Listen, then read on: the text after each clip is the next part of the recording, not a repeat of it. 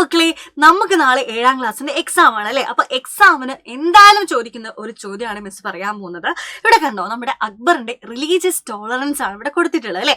Akbar follow ചെയ്തിരുന്ന മതസഹിഷ്ണുതാ നയങ്ങളെ കുറിച്ചാണ് കൊടുത്തിട്ടുള്ളത്. ഇവിടെ നമ്മളോട് ഫില്ല് ചെയ്യാൻ വേണ്ടി പറഞ്ഞിട്ടുണ്ട്. മക്കളെ, ഇബാദത്ത് ഖാന എന്തായിരുന്നടാ ഇബാദത്ത് ഖാന? യെസ്, അക്ബർ ഫോം ചെയ്ത ഒരു ഡിസ്കഷൻ ഹൗസ് ആയിരുന്നു അല്ലെ. വിവിധ മതങ്ങളിലെ സ്കോളേഴ്സിനും ഡിഗ്നിറ്ററീസിനും എന്താണ് ഒരുമിച്ചിരുന്ന ഡിസ്കസ് ചെയ്യാനുള്ള ഒരു ചർച്ചാ വേദിയായിരുന്നു എന്താ ഇബാദത്ത് ഖാന എന്ന് പറയുന്നത്. ഇതിലൂടെ നമുക്ക് എന്ത് മനസ്സിലാക്കാം? അക്ബർ ഫോളോ ചെയ്യുന്ന റിലീജിയസ് ടോളറൻസിനെ കുറിച്ച് മനസ്സിലാക്കാം അല്ലെ. അപ്പൊ ഇവിടെ എന്താ ആൻസർ വരിക? യെസ്, അതെന്താ സ്കോളേഴ്സ് അല്ലെ. സ്കോളേഴ്സിന്റെ അസംബ്ലി എന്ന് നമുക്ക് പറയാം. അല്ലെങ്കിൽ എന്താണ് പണ്ഡിത സദസ്സ് കൊടുക്കുക അല്ലെ. പണ്ഡിത സദസ്സ്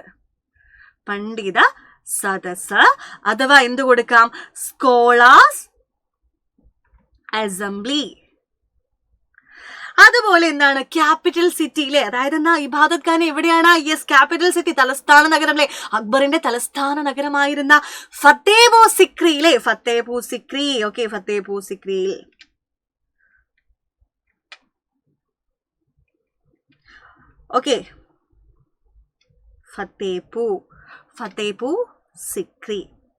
അപ്പൊ ജസ്റ്റ് ഓർത്ത് വെക്കുക കേട്ടോ, എന്തായാലും ചോദിക്കും. അതാണ് മിസ് പറഞ്ഞെന്താണ് മതസഹിഷ്ണുതാ നയങ്ങൾ നിർബന്ധമായിട്ട് എന്റെ മക്കൾ പഠിക്കുക. ഈ ഒരു ഭാഗത്ത് നിന്ന് എന്തായാലും ഒരു ചോദ്യം നിങ്ങൾക്ക് വരുന്നതായിരിക്കും. ഓക്കെ.